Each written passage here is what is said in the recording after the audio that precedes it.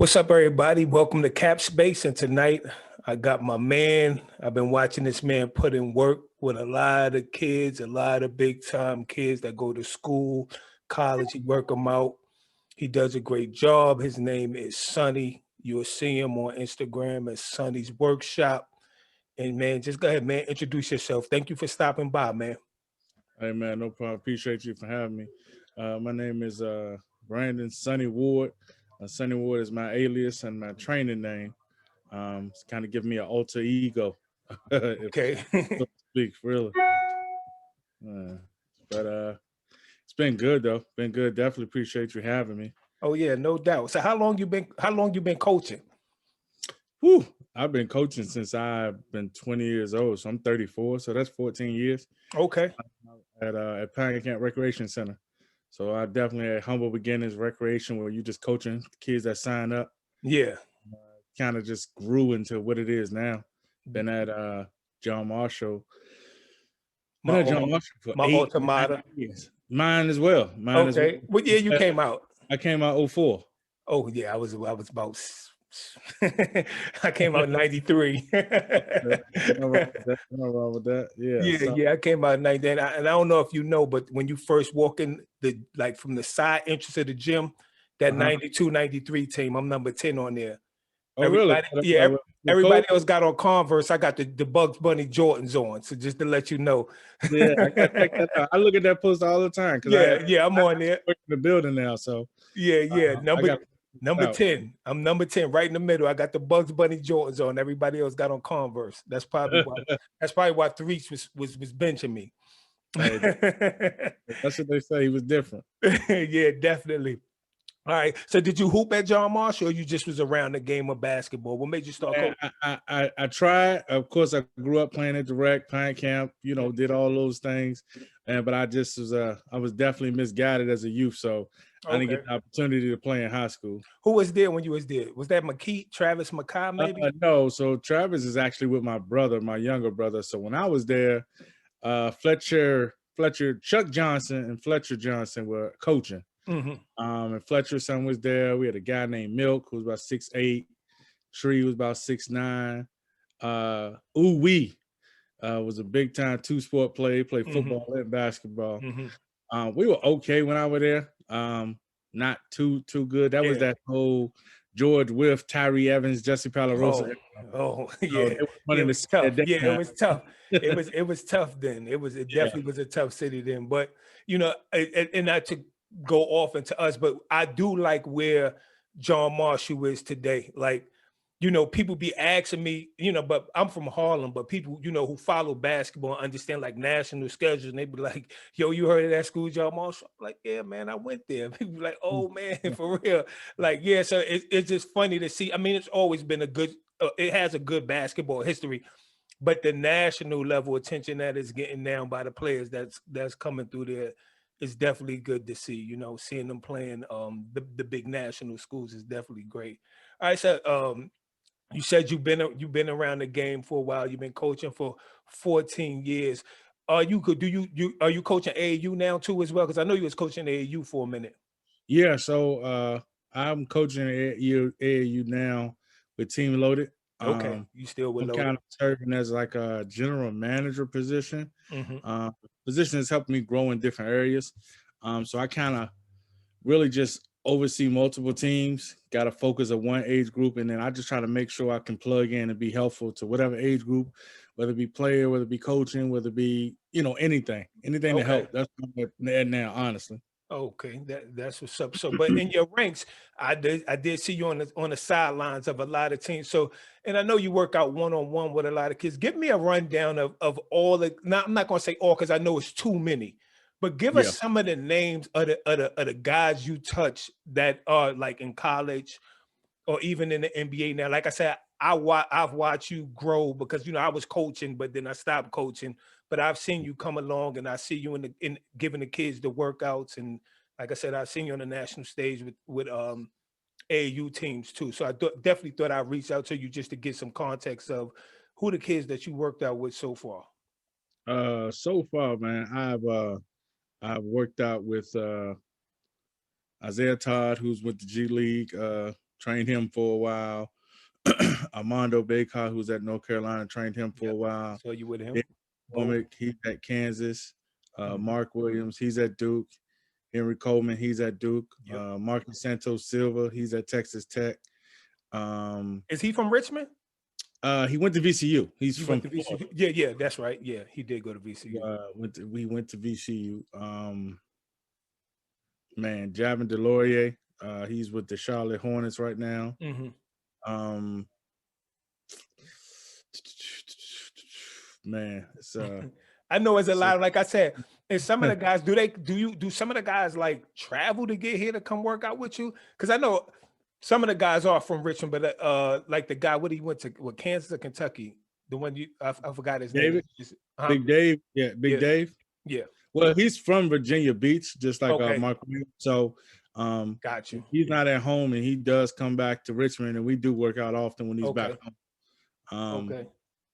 I mean, hell, if the opportunity presented itself, I go out there and train them out there. Honestly, Okay. As a trainer, you just try to be at the level of training I'm trying to be at. I'm trying to be in a position where I'm flexible enough to come where you are, to help you out wherever you are, because these kids have real deal opportunities to be pros. You know what I mean? And Yeah, definitely. as a pro, it's not always feasible to be able to just go state to state. Sometimes you got to build where you are in that respective state of where you are. So just trying to be flexible with these guys and kind of meet them in the middle. So let me ask, because I know there's a lot of other trainers out there, and we'll get into that as well. But what you think separates your training from other guys who training? And again, like me, when I see you, it's always what's up. But I'm always looking, and it doesn't matter. Like even the kids, when I see the kids, I speak to them, and they just know me from being around the gym. They probably be like, I don't know who this guy is, but I just know every time. So anytime I see you training in the gym or anywhere.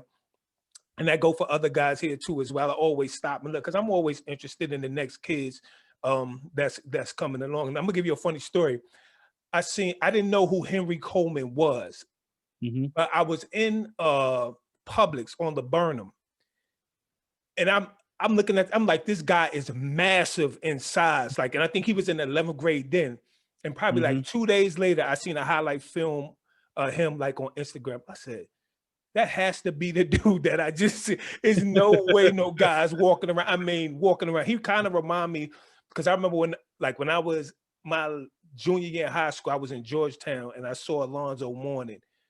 And it's just like, you could tell they whole aura is like, you gotta be somebody. I mean, I knew who Alonzo Mourning was, of course. Yeah. And he had that same kind of aura, just was like his build was just professional in 11th grade, Yeah. So what you think sets you apart from like the other guys who doing the training? Oh man, well, one of the biggest things that sets me apart is just I've grew in as a trainer from understanding what translates and what doesn't translate. So I do a lot of film study of just different players. I do a lot of film study of my actual players that I train. And one of the biggest things I'm focused on now is being able to give them translatable things that will help them in the game. You know what I mean? I'm not necessarily interested to see, how many, tricks and gimmicks they can do. Yeah.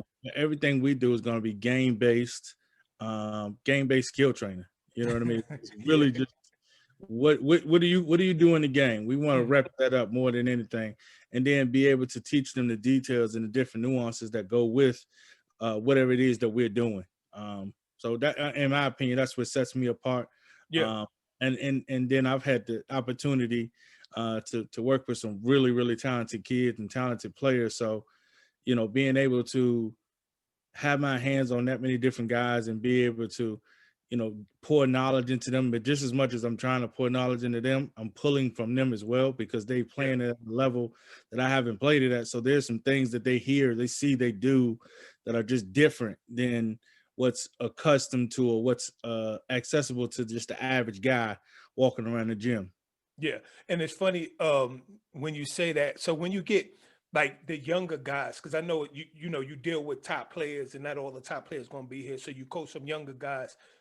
How receptive are they? Because I know a lot of times the generational gap, and now the more with social media, and understanding what real basketball versus what social media basketball is? How receptive are guys? Are like, is that challenging? Like dealing with like a younger crowd and getting them to understand, the level of training that it takes to become, like one of the big time players.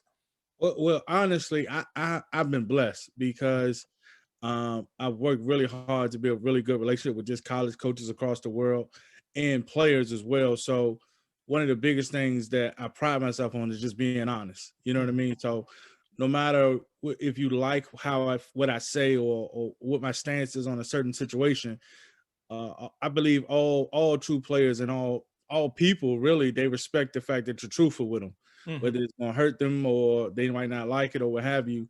So my issues in terms of like being translated, being able to what's the word Transparent. relate, yeah, Mhm. be relate to those guys. I really don't have that issue.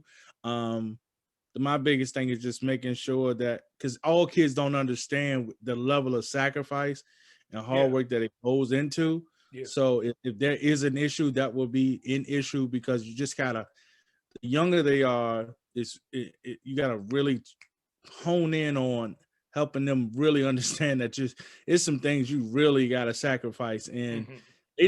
it's not the cool thing to do. It really isn't, because a lot of times, you know, you grow up and if you're the big fish in the pond, that means you're still going to be the big fish. But it also means that you're going to have a lot of fish or a lot of small fish around you who don't see what you see, Mhm. or have the ability or the know-withal to accomplish the things that you're going to accomplish. So you're going to almost have to be comfortable being outcasted in some sense. You know Mhm. what I mean? Like, Mhm. we about to go to the party.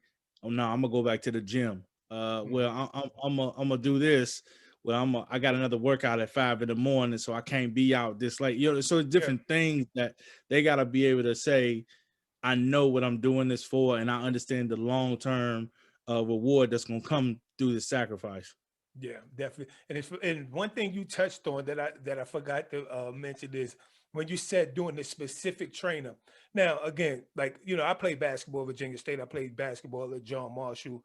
Um, I played basketball for Riverside Church in New York before I moved out Mhm. here. So I played my fair share of basketball. I would say I had probably a 70% dedication, and just hustle, will, and talent got me through. The other 30%, friends, street corners, parties, things that kids want to do. So that definitely sticks, like that laser focus and things pulling you apart. Um, but what I was about to ask you. I got lost my train of thought. We'll get back to that. So oh no, that's what it was. You was talking about the training. I look and I see some of the training, some of this stuff these dudes do, like you said, that's not game specific. And I sit there and I look at the video and I'm like trying to understand, like, what are we get, what are we getting at here? What are we Yeah, getting at here? yeah. So what's your thoughts on that? Because I see, like I said, I see some wild trainings, and I'm saying to myself, has this dude ever even played basketball? Like the stuff I see people doing, maybe they just ahead of the curve, Yeah. To Maybe. be honest with you, man, what I realized in this training thing is, like, there are people who are doing this, just like the people who work at McDonald's. Like, they know they're not selling you really good food, but Mhm. they got a family to feed, so they're gonna sell it to you anyway. Like, Got you. they don't. It's your choice to buy, and I'm not gonna be like, hey, don't buy it. Like, you know what I mean. So Mhm. the same thing is with training. Like, you got some people who going really train, and anything that is flashy, gimmicky, Mm. um, uh quick catch of the eye. Mhm. It sometimes the younger generation, they gravitate to it because it looks the part. Yeah, You know what I yeah, mean? yeah. It Mhm. looks like, oh man, like it looks the part, and that's in direct correlation, because the majority of the highlights you're going to see from NBA players are really, really tough, difficult shots. Mhm. You know what I mean? Difficult things. Well, what it doesn't show is the hard work that took in to put those things together. So when you see this guy doing all these flashy different things and different moves, you believe that that is what these guys did to get there. Mhm. It Mhm. don't look like that. You know what I mean? Mhm. It don't look like that. So and that's one of the biggest things. Like, my clientele will be big, but my clientele won't be as big as others because I understand what I'm doing. You know what I Yeah. mean? I mean, Yeah. in the terms where I can dumb it down and get into that market, but I know that's not who I am as a person or Yeah. as a trainer. Mm-hmm. You know what I mean? Mm-hmm. So I've understood like, hey, like your lane is your lane, and you're gonna have to be comfortable because everybody isn't gonna see the value in your lane, and that's okay. It's not for everyone. So when I see other people do it, you know, I knock nobody because I haven't played. I didn't get a chance to play high school ball. I played recreation ball. Was around some really good kids growing up. Went to some really good camps. So Yeah. I'm in no position to knock anybody for whatever, but I do know, like since that point on, I make sure I study the game to Yeah. no end. So that way, wherever I am, I can talk basketball, and we can, you know what I mean. I can talk basketball with anybody in the Yeah. world. Yeah. So your philosophy pretty much is less is more. You know, Yeah, let's stick to we know what works. You yeah, know, we don't have to do all them fancy. And I'd rather have, 15 dedicated guys I know that's going to come in and work versus 35 to 100 just running around everywhere. That's yeah, that's that's yeah. definitely a great philosophy. And when you mention doing games, doing game training, moves that work in the game, is it? I think his name might be Van Halen or something. I know he trained like Jason Tatum and all of them. Drew Handler. Drew Halen. And Yeah, I love yeah. the way he will see like one of his players do a move and he'll show the exact move and show you back and forth like, this is what we work on and this is how he Yeah, hit it in the game. So definitely yeah. have to, that's definitely a great, definitely a great format. So let's talk AAU because I know you've been on a circuit. Do you think AAU today, because I know 14 years ago was nothing like it is today, do you think it's too many AAU teams today? I think that it is. I think it's too many AAU teams posing as high level basketball programs. I don't Mm. necessarily think there's too many teams because, like, of course, you grew up in that era, and I hear about that era. Like, it was only two teams. You played on this team or that team, and it was Yep, that. that was that. Now, I think that was good for that time, but now you have kids who have that many more distractions who need an outlet Mhm. to kind of serve as, hey, we're doing this to keep you dudes out of trouble. Yeah. And I think more programs are kind of posing as like we're doing this to get you to the next level. When the reality is like they don't have next level connections. That's just not their insight. That's not their Yeah. forte. They are doing it to be as resourceful, almost like a big brother program. You know what I Yeah. mean? Yeah. Like Yeah. that's your mission, and that's a great mission. You know what I mean? But Mhm. like you don't need to kind of false advertise what you False are. reality. False And I reality.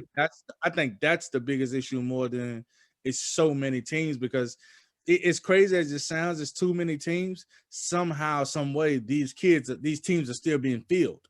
You know Mhm. what I mean? So Yeah. it tells you that there's something for everybody. You know what I Mhm. mean? But it sounds it's more to me is more of it's almost like carrying, for people who might be in fashion, having like a Louis Vuitton belt. Kids Yeah, just want to say, I play AAU. You get what I yeah, mean? Like that. yeah, That's what I'm yeah, saying. Then as soon as a team get, you know, they roster finished like, well, now we need to get to Vegas. What are you going to Vegas for? Like, yeah. you get what I'm Exactly, saying? It's too much, too exactly, fast. Or how do exactly. I need to get a sponsor? Yeah, Bro. that's my exact point. Like take your kids and for what your level is, as an adult, like that's one of the biggest struggles. Like some adults don't truly believe in what their level is. Like we Mhm. all strive, like, yo, I can beat whoever, I can do whatever. But like, yeah, you probably could, but like you're not playing, your kids are playing. So let's Yeah. let's beat these dudes at their level, you know what I Mhm. mean? Because there's nothing Mhm. wrong with that. You know what I mean? Yeah. There's nothing wrong with that whatsoever.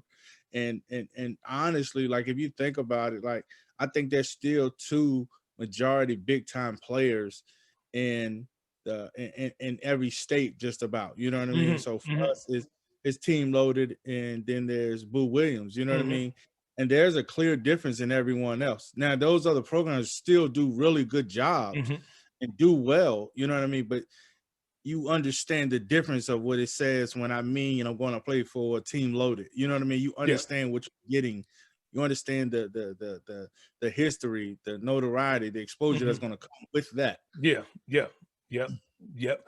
Do you think social media, like again, when you're training kids, do you think social media have I guess like an effect on them in any type of way? Do you think it's a good thing or a bad thing? You know, and I don't know if this is the right question for you, because again, if you're working with majority of the top players, then they probably halfway pay it any mind. Because I know a lot of the guys that can play, they might have 6 pictures on their page, you know, Yeah, maybe 10. You get what I mean? It's like, this yeah, is who I am. You're going to take this. I'm not going to be out here every day showing yeah, yeah, workouts, and I'm not doing all that.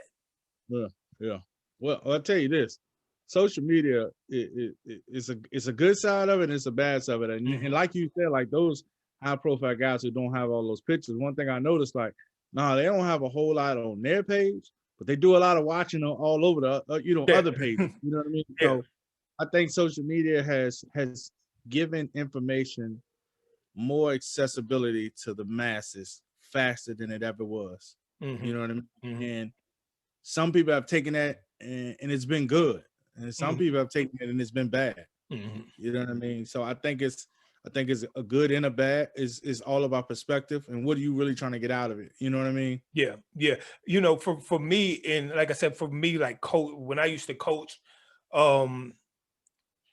we didn't have, you know, back then it wasn't social media was social media, but it's not what it is today. But I remember when Magic Johnson was coaching the Lakers, and when he quit or whatever he did, retired, he was so upset about people having beepers and I think cell phones. That was one of the things that, and now I'm feeling like Magic. It's like these kids are obsessed with social media. I don't know if is your focus more on being a social media star, or is your focus more on really being a basketball player? You get what I'm saying? That I think that's the thing. And for me as a coach, if I was to go on social media and I'm evaluating kids, it's going to be hard to discern, like, are you a real ball player, or, you know, what's your focus? You know, like, are you really focused on basketball? Are you focused trying to make yourself look more like you play basketball? You know, is that your impressive factor? You get what I mean? Yeah, definitely. But I tell you this, the guys who get it, they get it. You know what I mean? Like, I don't think they struggle with understanding what your social media tells about you, because the more elite players understand that basketball is business, and this game of basketball goes from like fun to business in like a blink of an eye. You know what I mean? And I think, you know, a lot of people continue to believe like it's fun, hee ha ha, but it stops being hee hee ha ha really, really quick. And it's not like there's no warning, like, hey, bump in the road. It's like, oh, you didn't know? Why would you put that on your social media? I thought you didn't know, you didn't realize. And some people, it has messed them up. You know what I mean? It has messed them up a lot. And I heard, no, I was about to say, I heard Lenny Cook say that. He said he wasn't nowhere one day, and the next day he was facing LeBron. He said it went that quick. He said he didn't even know he was that good. You know, he said somebody met him. He met a dude in the park. Dude was like, come try out for my AAU team. He's like, in a blink of an eye, he was the man. Like, you know, so yeah, it's funny. It's funny that you say that, and it happens. But I think one of the things that, you know, from a culture standpoint, with people or the youth and parents don't understand, sports is a privilege. People think they entitled to play. Sports is a privilege. I don't care how good you are. I don't have to put you on my team. People feel like, and that's where you get all of this transferring and moving around. Like, no, you know, a lot of people don't want to work for the position no more. That's why I say they should go back to limiting the AAU squads. If you want to play rec ball. There's a lot of rec ball that could be played. Play rec. Stop all the traveling. Like, you know, and I think now it's because somebody see one person do something, or maybe two, they feel they're entitled to do it too. Yeah. You know, they feel it's like entitlement. You know, I think one of the things that kids need to understand, parents need to understand, sports is a privilege. It's a privilege. Point blank. It doesn't matter how good you are. And that goes from pros all the way back. Because you think about how many players you look now, like you look at Jamal Crawford, you cannot tell me that he shouldn't be on somebody, the kid could, he still could play. There's a lot of people who still could play. And I'm not saying that the NBA is blackballing them, but that's how easy you could just not be in foresight for somebody, Yeah, even though you have the talent. you can go from priority to option Yeah. easy. Yeah. I mean, it's so easy. So definitely so Yep. easy. And I think a lot of people, if they change that mindset, like you said, think about it as a business and understand it as a privilege. You should be happy somebody gives you the opportunity to play. Not that you're so great, because guess what? If you're not really making no money, where's the value at? If it's no, like you said, if it's business at the end of the day, where's the value at? So let me ask, what do you think, say 3 things that separate like top players from, maybe average players, or what, and you could follow it up to say what you think marginal players or players who might want to aspire to be better could do. So let's just start with the first. So what do you think through like maybe 3 things that separates top players from, average to marginal players? Well, I think more first things first is the ability. You know what I mean? Like some parents think their kid have that ability to be that good, and they're not. You know what I mean? That's just a reality. They're not. So first thing is the ability to do do those different things at such a high level. Then I think it's the mental capacity to focus and be disciplined and to grow. And I think they have, last but not least, the passion to really want to do it. You know what I mean? Like I've met those average guys who've gotten by with just passion, and those guys that you meet that have the ability, that have the mental capacity, that have the passion. Those are the guys we watch on TV getting paid millions of dollars. You know what I mean? Like, for instance, like the media would give you a false impression on a guy like James Harden and all these different things that he does. But if you really looked at what he did, like he's 5 a.m. workout, his 12 in the evening workout. He done worked out 3-4 times, The and things you don't he's see. in for an hour. You know what I mean? So in his mind, he like, yo, my work is done. I've been in the gym 3 times a day. And we trying to criticize off the little bit that we do see through media. You know what I mean? Yeah. I But that think goes for a lot of players too, and that happens a lot. The same thing with like Dwight Howard. It's like, I don't care what you say. I take him any day. You can say he whatever they want to call him. There's no way in the world you could tell me that man is not capable of getting you at least 12. If you put him in the game, you're gonna get rebounds and defense regardless. Yep. Regardless. So yeah, I definitely get what you mean about the whole narrative about a player. Yeah, So and also I think like I know you said 3, but one of the biggest things is that helps these guys who really have the ability is their circle. You know what I mean? Like yes. circle is like a catchy thing to talk about, but the reality is, like I just was having this conversation this past weekend. Like I believe in the specific subject we were talking about was a kid reclassing, would it change his level that he could play at? And then I said, and I didn't think that it could.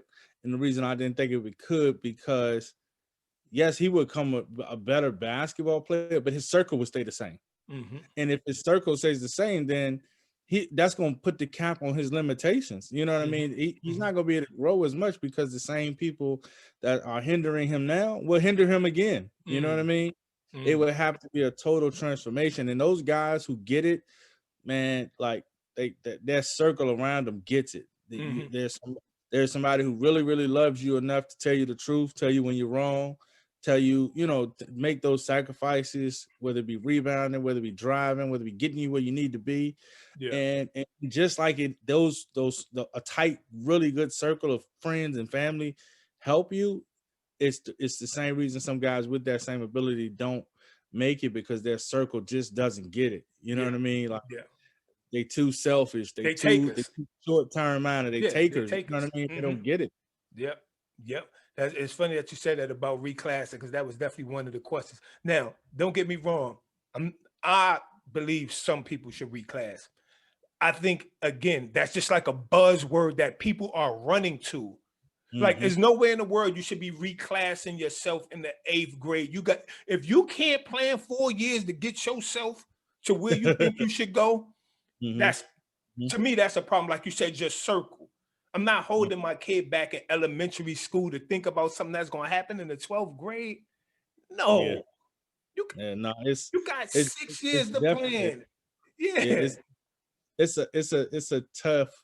it's a tough situation because I think as parents, like I got a 6-year-old now. My son ain't a bit more interested in sports at this moment, but Mm-hmm. like in life, like you just try to be very mindful of the things that you're doing that's going to help him. You know what I mean? Mm-hmm. Mm-hmm. And you kind of see the reclassing of younger kids, and you. My question, because I don't know if it's good or bad. I Mm-hmm. don't know. I'm not here to say, but my only question would be, do you have a plan? And if you got a plan, then I support whatever you do. You Mm-hmm. know what I mean? Because if you got a plan, everybody ain't gonna get your plan. You know what I mean? Yeah. Yeah. I just watched the McDonald's story. Like the guy that made McDonald's famous didn't even found McDonald's, and the reason McDonald's is what McDonald's was because he had a vision that the owners didn't have. Mm-hmm. So you know what I mean. So it's you got to be bought into your vision and your plan. You know what I mean. If Mm-hmm. your plan works, then make sure you understand what it is. But I don't reclass with no plan. Don't just be reclassing just to reclass. And You know what again, I like I mean? said, and when you think when they're younger, they could change their mind. So you holding this kid to the level of like, yo, you gotta play sports. You Yeah. get what I'm saying? You never know how frustrated the kid might become with sports. He might Yeah. want to switch sports or anything. You get what I mean? Because to me, school is school, right? And Mm-hmm. again, I don't mind. Some people can reclass because some people have that. But when you're talking about a kid and young kids, if like I said, if you can't plan 4 years out, then again, it's just circle. It's just Mm-hmm. circle. Or is this what you really want to be? Is this what you really want to be doing? Mm-hmm. That's how I look Mm-hmm. at it. And and I like the prep school route because I think it prepares you more. You probably gonna play against better basketball players. You'll have more Mm-hmm. time to do the workouts. You're not sitting like just directly in school for 6 hours. It's planned out the way you build yourself up. Mm-hmm. So I definitely like that route. And I get in, and I don't know why I do it to myself every time. I'm in a couple of that Facebook groups. I be in there arguing with people. People be mad at me. I get flagged, all kinds of stuff. So yeah. So, and I heard you talk about circle and parenting. So what would you just if a parent or a kid have a mom now or a dad who might not their kid might be good at sports, how would you describe like a good AAU parent? What would make them a good parent? Like what are the attributes that make you a good parent for AAU? Because I know for sure 80% of the AAU parents know how to coach. I mean, from the sidelines. They all know. At least, Nobody know how to coach yeah, but them. Nobody yeah. know how to coach. Every coach is bad. Mm-hmm. At least they're gonna give you that impression. That's for sure. At least they're gonna give you that impression. Yeah. I think what really makes a good AAU parent is one that they have their own plan as a family. Because if I'm coaching your son and I got a plan for your son, right, then I'm in control, right? Mhm. And I don't believe that coaches should be in control of kids' destinies. I think they should work together with that family to get to that kid's destiny. You know Mhm. what I mean? Like John Marshall, one of the coaches, Coach Blackwell, he has a saying, I'm the last person you want to tell your dreams to because I'm gonna hold you accountable to what your dreams are every day Mhm. I see. You know what I mean? Mhm. So like that's like I think as a perfect AAU parent, there's a family, they have a plan, the plan on how they're going to and plan to achieve what they want to achieve. And then secondly is being able to hold their child accountable and their coaching staff accountable. I think if those three things are in line, I think that's a really good AAU parent. You know what I mean? Mhm. Because they care enough to say, this is what I would like to see.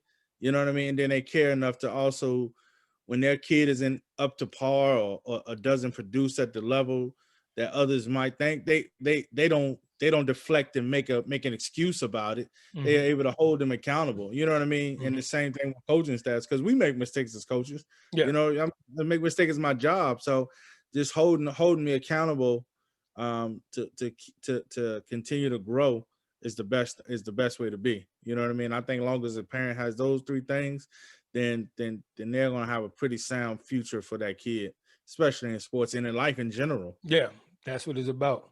That's why, like, a lot of times, one of the things I get, like I said, I'm in groups, and then, like me, I just like to be knowledgeable and debate just to get information to see how people feel, test people temperatures, and I don't know. I don't know. It's really a dagger for me because I do get frustrated. But when people start name calling and all that, it's like, okay, now we gonna go there. But when you look at, say, a parent who be like, hey, my child not getting enough time, so they they take them off the team. They take them off the team. Like, shouldn't it be some type of fight? That's why I say. That's why I think shouldn't it be some type of fight for time? Like, because you can't, realistically, in college, which your parents gonna do for you? They're gonna call your coach and argue with you. Get what I'm saying? It's like for every man for himself. Once you get to school, you're gonna have to play to get that time. So how do you handle, or do you come across parents often who, nag about playing time or why my kids not playing and things of that sort? Man, you of course you come across that stuff. I think that go hand in hand with coaching. Like, it's no matter how perfect your season could be going, there's somebody who's sitting in the crowd unhappy. There's somebody sitting on the bench unhappy about what they're getting or what they believe they should be getting. I believe it just goes hand in hand. You know what I mean? You just expect it. Yeah, you just expect it. Your best way to do is try to drive home the message of we're together, and hopefully they will continue to put the team first and not their own, personal goals. Because sometimes it's just selfishness, really. You know what I mean? Sometimes it's just selfishness. And then, like, one of the biggest things, like, I think, like, if you going into a situation and 2 weeks in, a mid season in, you're questioning playing time, I think, like, it's easy to blame or get upset with the coach, but that's your fault. You know what I mean? And the reason being, because we just talked about, like, you didn't have a plan. You went on a whim. Somebody told you some things you like, and now you into it. You like, man, what the hell going on? This ain't what I signed up for.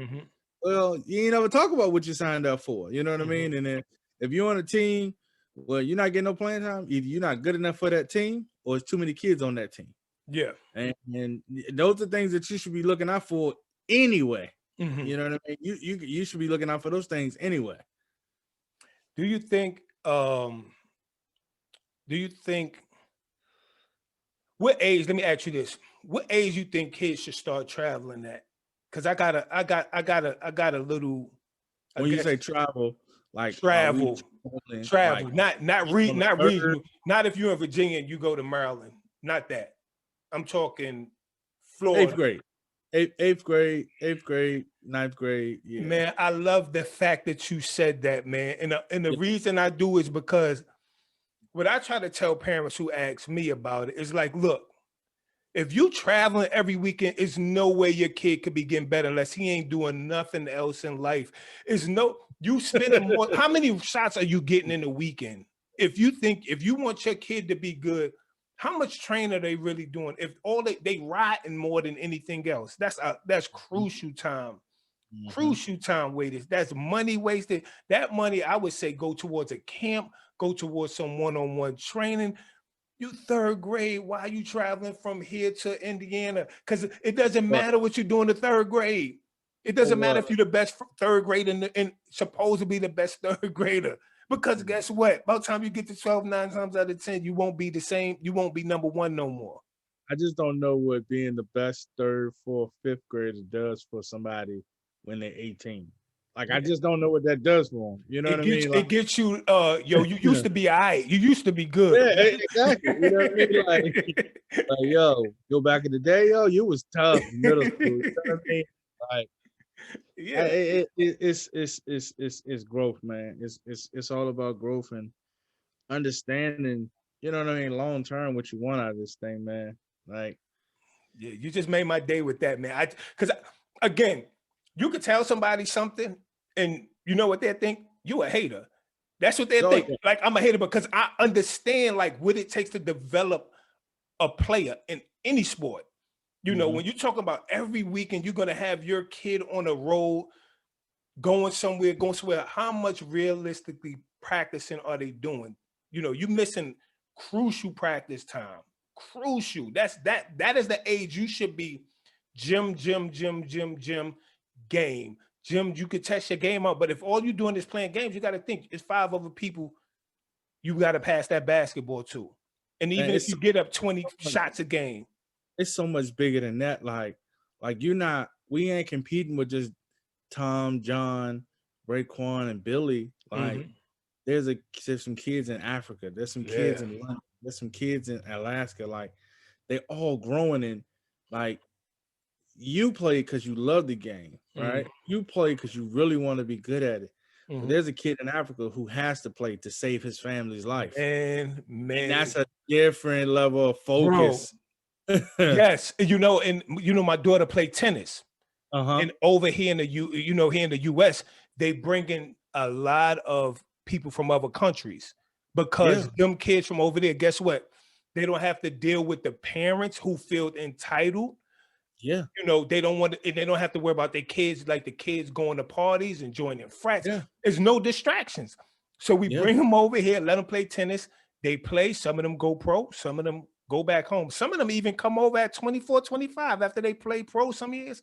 Come here, play tennis, go back home, or try to go pro. So I totally get what you mean about it. It's a world game now, you know. And if you look at like Toronto, I think most of their rosters is filled with people from other countries. And I think, yep. So that totally makes sense.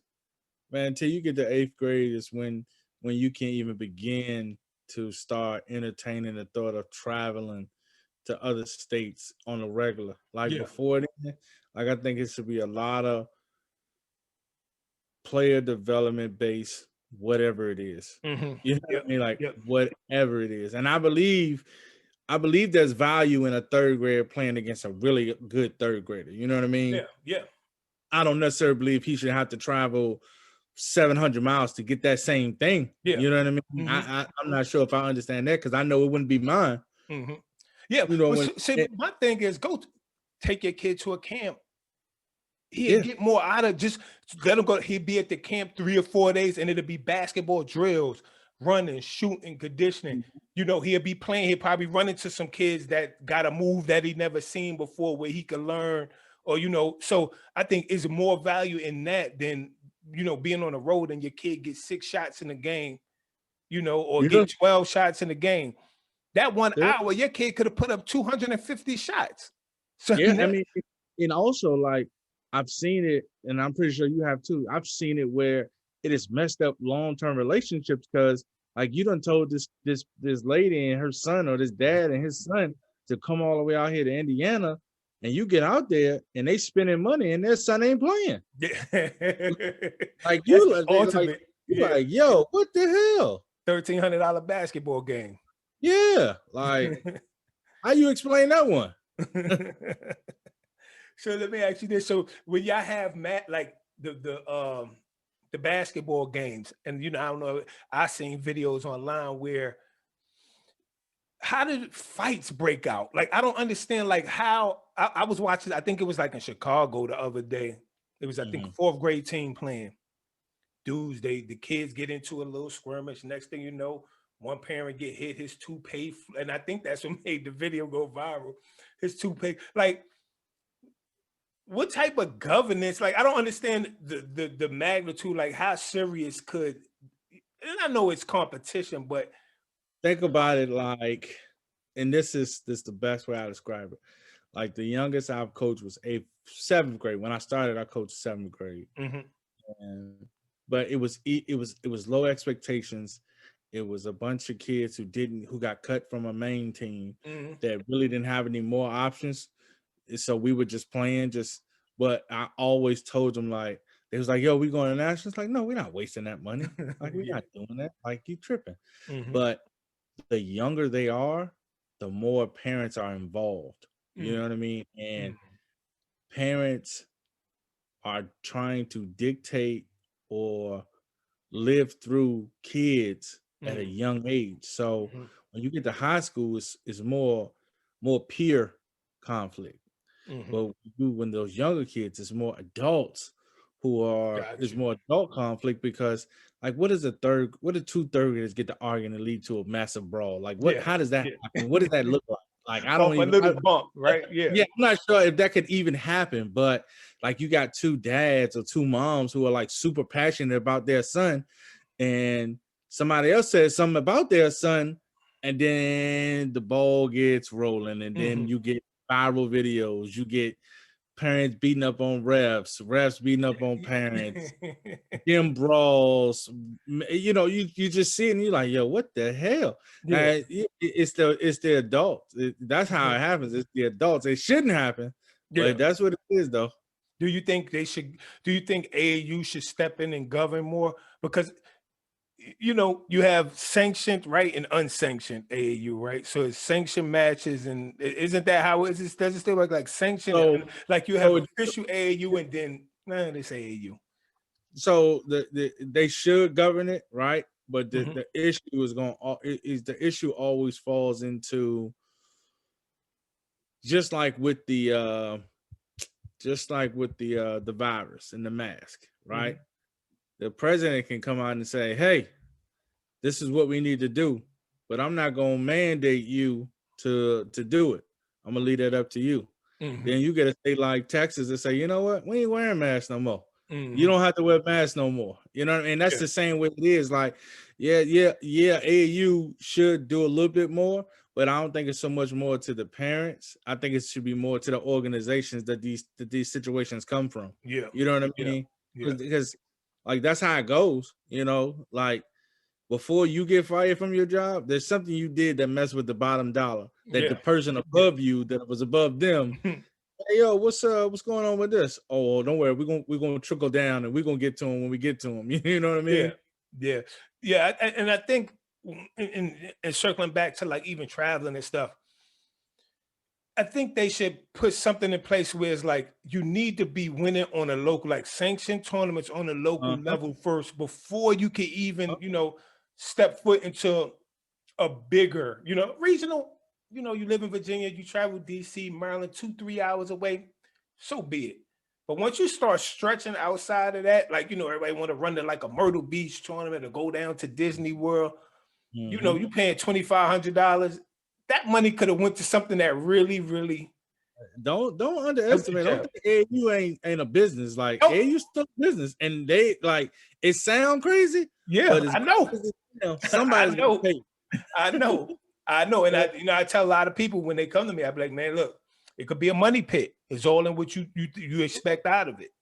I Yeah. think again, I think the younger kids up until probably about the 8th grade needs to really focus more on development. Mm-hmm. Develop. You could play little rinky dink tournaments, and if you kill it, kill it. And that's the same thing I tell kids. Like kids be like, oh, I want to go D1, D1, D1, but I ain't got no offers. I want to do this. Well, if you're that good, go D2, which you think is not on your level, and average 30. See if you could do it. See if you could do it. These two got some dudes that feel just like you. Yeah. Yeah, Just exactly. like you. You know what I mean? Exactly. So give me some like some myths about like any myths you could dispel about AAU, because to me, in my mind, I think a lot of parents are misguided at what AAU is about. A lot of parents just think if my kid play AAU, he automatically gonna get recruited, you know. And Mhm. again, it's gonna be a team that probably will never make it to a main gym in Vegas. They might be at some small high school, because like you said, it's a business. So if Mhm. I know I'm in Vegas and I know every year AU have the national here, I throw a tournament too. I know I could get, double of the tournament, double the amount of money I could get from a regular tournament on any regular weekend. So give me some myths that parents might think, or even athletes might think, about AAU. Man, one of the biggest myths is if I play on this sponsored team that I'm gonna get recruited at a high level. I'm gonna get this. No, you're gonna get just about what that sponsorship gives you. You know what I mean? So if it's Nike, you can get some free Nike gear. If it's Mhm. Adidas, you get some free Adidas gear. Under Armour, you get some free Under Armour gear. Like it doesn't guarantee anything. Like those individuals that represent that program are going to have to work for you on your behalf, behind some closed doors that you just don't have access to at this moment. And they're going to have to do a really good job of presenting you and giving you the platform to get that exposure to be on that next level. What's another myth, man? I have to be on. My son ain't a big. My son has to be on the wing. That is one of the biggest, like, AAU myths. Like, and it's crazy because it's always the younger kids. It's never. I can say never, but it's very rarely the older kids. It's the kid who can't really move. He's too big, but his dad is already looking at him as an 11th grader in high school, and he's in the 6th grade, 5th grade. So he can't be good at what he is today. He has to be good as he's going to be as a junior, but he has to be an 18-year-old at 12. You know what I mean? Yeah. Like you got to be this good now. Like, you know what's going to happen when you get there? None of us know what's going to happen when we get there. If you get there. If we get there, like, let's get there first. You know what I mean? I'm so out of the AAU world. I can't tell you all the other myths outside of, you know what I mean? Just. Yeah, I think the recruitment is definitely, I think, kids, again, it just became a booming buzzword of, my kid, because, I was coaching in the CYBL tournament out here, and I used to look for a couple of bigs, and I see a kid in the gym, I asked their parent, like, I could use him. Oh, no, we're going to play AAU.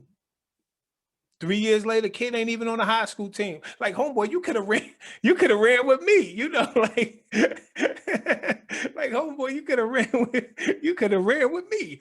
Yeah, and again, it comes from parents not even knowing. It's like they just hear it, the kids hear it, and everybody eyes just like it, because guess what? They think they're going on a basketball vacation. All right. So relating, like, so when even, I know you far removed from AAU a little bit, you more on the management side. When I look at when I mean like remove, like everything that we're doing is more on the showcase side of this thing. You know what I mean? Like, I think AAU is the states, the nationals, the regionals, and things of that nature. You know what I mean? Like, I can't tell you the last time I went to a state AAU tournament. Yeah. I can't tell you. Like, I don't know what happens there. You know what I mean? But like, so everything we do is kind of like, as of now, it's like more on a showcase side of things, where like we all understand what we're doing this for. We're doing this to further the education opportunities for these kids, and you know what I mean. So, like, in that world, it's a little bit more serious, because everyone here is supposed to be really, really trying to make it. You know what I mean? And every once in a while, you get the 52 fake out. Every once in a while, you get you know what I mean? So that's what I mean by that. You know what I mean? Yeah. Did you work with Thon Maker too? Because he was here. I had a small. I might have caught a rebound or two for him here and there. I remember him. Yeah, I remember when he came here and they played. Was it Richmond? Team Richmond? I think they played Team Richmond or Metro. Yeah, I've had a chance to be around him and his family. They're some good people. Yeah, I just saw him 2 years ago when we had an AAU tournament out in LA, and same old guy. See you, what's up? Humble. Not too big headed, trying to live. You know what I mean? Yeah. Live comfortably and live well. Yeah. So what? Like, so for a kid, like, say a kid don't make a high school team, and he's playing AAU. What is the shots of him really, like, getting a D1 or D2 scholarship? Like, do coaches say, yo, you need to be on the team, or why you not on the team, and really look into that? Or is more of, I don't care, you look like you could play, I'm gonna bring you in? Because to me, if I'm a coach and you're not on your high school team, it's some type of red flag. To me, I'm like, dude, like, what's the disconnect? I would really have to investigate you. Yeah, so I think from a college level standpoint, that's an immediate red flag. Like, why isn't he playing for his high school team? And there are some legitimate reasons why he could be a kid that fell through the cracks. You know what I mean? There are some legitimate reasons why. And then there are the situations where, what's his household life like? What's his Mm-hmm. personality like? What's going on at his high school? How is he academically? You know what I mean? Mm-hmm. I think those different things come into play that you really got to investigate. And from the AAU side of things, like it's twofold. It's like some guys say they care, but they really don't care. So yeah, you're not doing what you're supposed to do in terms of academically to play on your high school team. But hell, I need an extra man, and I need you to come play with me, and I know you can play, so come play. Mm-hmm. And then there's the people that are saying, "Hey man, I know you need this. Like you need to come play Yeah. because if I leave you to your own devices, it's bound to be a bad decision or put you in a position to make a bad decision." You know what I mean? Mm-hmm. So I think it's twofold. It's both ways. Yeah. Because you know, and I'm like, okay, it's say 600. It's say it's well, no, it's way more than 600. Well, it's more. I'm thinking high school basketball teams than there is college teams. I think. Oh hell yeah, it's 300 in Virginia. Yeah. So you know, I'm looking like it's a million AAU teams though, right? So where if you don't fall in one of those schools, like it just doesn't line up. And like you said, if you don't have a plan, then it becomes rec ball, right? Yeah, Because nobody is really and to walk in the gym and see 32-3 on supposedly you know, on a good the team supposed to be good. That is the most I guess embarrassing thing it is. And again, teams get down, but I remember like seeing some kids there travel, and it's like, yo, y'all scored 10 in the first half. Y'all got beat by 50. You can't be that off, you know, is that the teams weren't prepared or the kids weren't prepared. They jump in the stage too quick, too fast. You get what I'm saying? yeah, yeah. Yep. Um, I had another question. Let me see. Let me dig on my sheet, man. Um, Yeah. what would you say like your high level kids have in common? Like what are some of the actual? And I think you spoke on it a little bit, but what are some of the other things that you think they have in common when it comes to like just like work ethic, like just seeing them in the gym? Is it like they focus or? It's it's the basketball IQ. You know what I mean? Mm, Like I've had guys in the gym, and we can like just to hear some 17-year-olds, 16-year-olds, 18-year-olds talk basketball at a very, very mm, intelligent level. mm, Um, is one of the, let you know like them dudes really paying attention to what's got going you. on. You know Hmm. what I mean? They're not just working out and hooping. Like they're watching what the trends are. What's trending this way? What's trending that way? What does my position look like now? You know what I mean? Mm, What do I need to adjust to make it in that level? You know hmm. what I mean?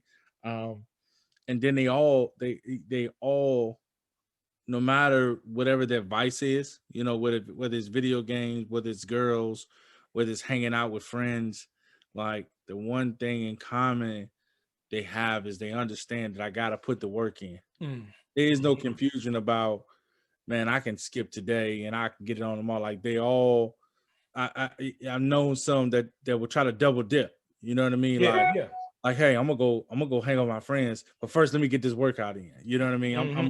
I'm not gonna miss the workout. You know what I mean? I'm not gonna miss the workout. I'm gonna make sure I get those extra hours in the gym. Hmm. Yeah, that's definitely and now you know since we talking coaching, what do you think? And I say this respectfully, the coach's ego when it comes to AAU is very telling to me to a lot of guys. And like I said, I'm in some AAU groups, and me, I'm the type of guy.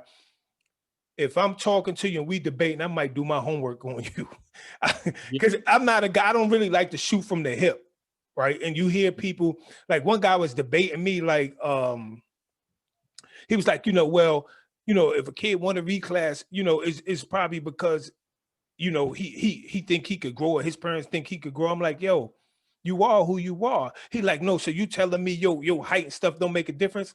I said, bro, you are you who you are. I said, Kyrie Irving is probably 6'2" at best. Michael Carter Williams is about 6'6". You tell mm, me, like, you're going to be, you are who you, and I think a lot of people that doesn't register with them.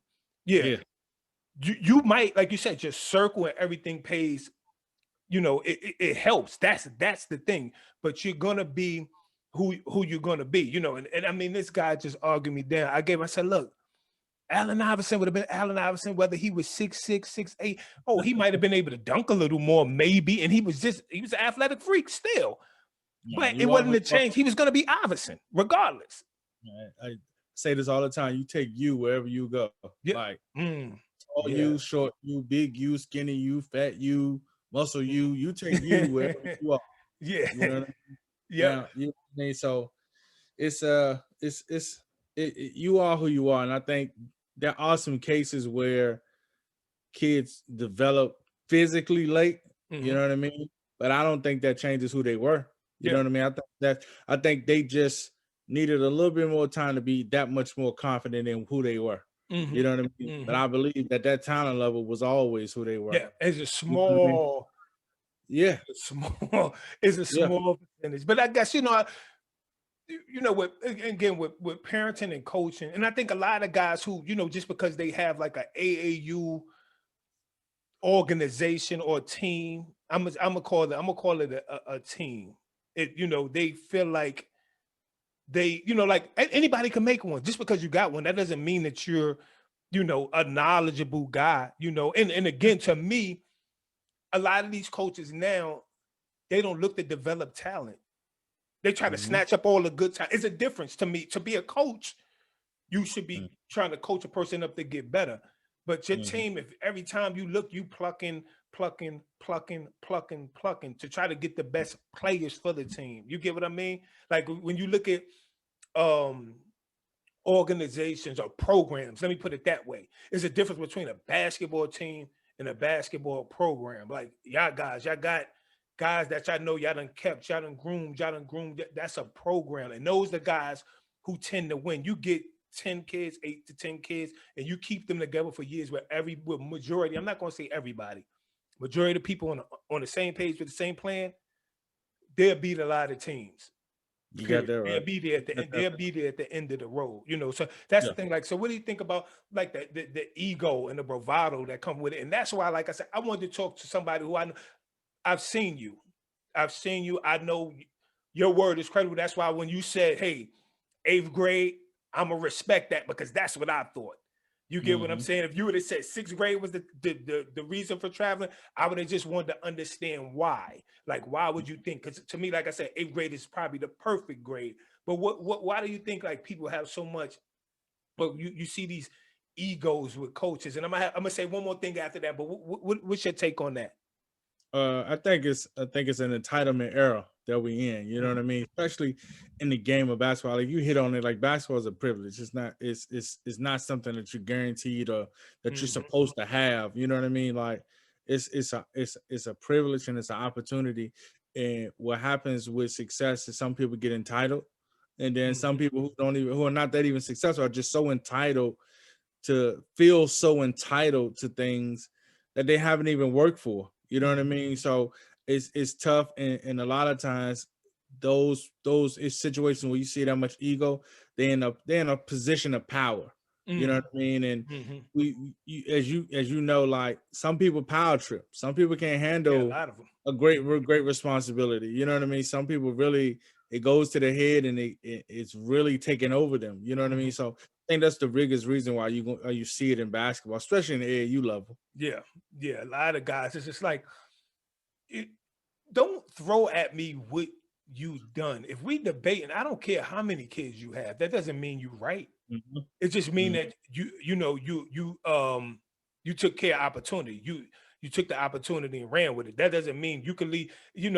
Not trying to be funny, but shoot, Hitler had followers. You get what I'm Back, saying? Doesn't mean what you're back, doing is right.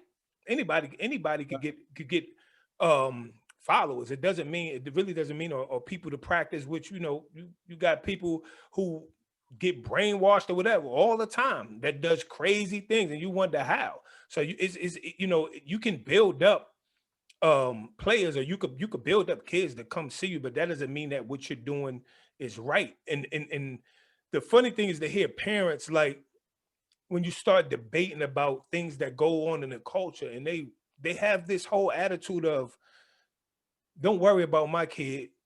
It's like, how do your kid come and play somewhere you say don't worry about them if they playing around every other kid? You get what I mean? Like, shouldn't we all, Yeah, if you love the game or if you love the culture, everybody should look out for everybody. Everybody should be concerned. That's I see that a lot. But don't worry about my kid. Why you worried about it? It's not your kid.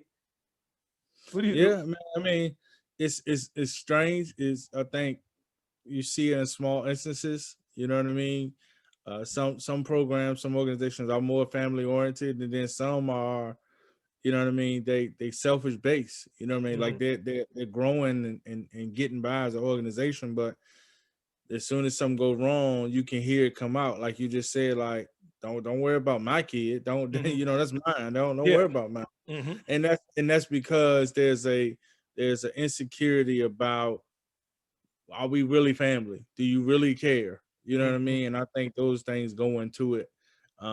It's strange, it's wild. I think, I'm from the inner city, so I've seen some crazy things. You know what I mean? Sure. And I'm not even talking about like high school or AAU. I'm talking about I've seen some crazy things at a direct level. Yeah. So like I've been working with kids all my life, and one thing I can say, like dealing with kids, man, you're gonna see some really weird stuff dealing with parents, man. You Mhm. really are. You're Mhm. gonna see some Yeah. crazy stuff. Yep. I'm definitely with you on that one. So, again, you coach, you coach AAU, you coach high school basketball, John Marshall, my alumni, shout out John Marshall. Shout out Um, Jay.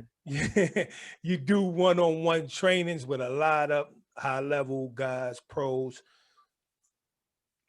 What's next for you? Because again, I brought you on here. I admire your work. Sonny Workshop on Instagram. I see you put in the work.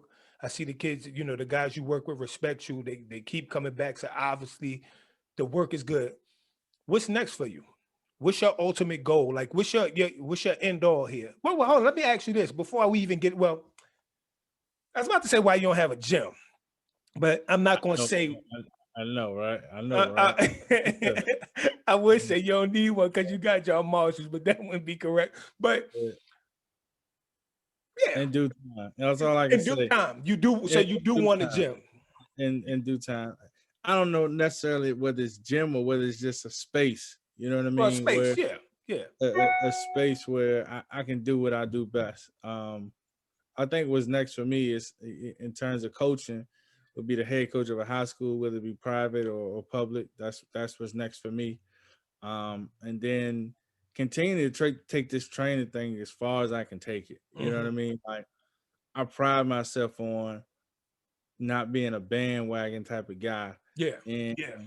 what I mean by that, like the dudes I work with, like I've worked with them for extended periods of time. Like we're Hmm. not talking about when they was really really good, and then next thing you know, we was working That's out. the Like thing. Hmm. before they were good, before you talked about them, before you named them this, like you know what I mean, like guys like Armando and Hmm. Henry, like I met Henry at 9 years old.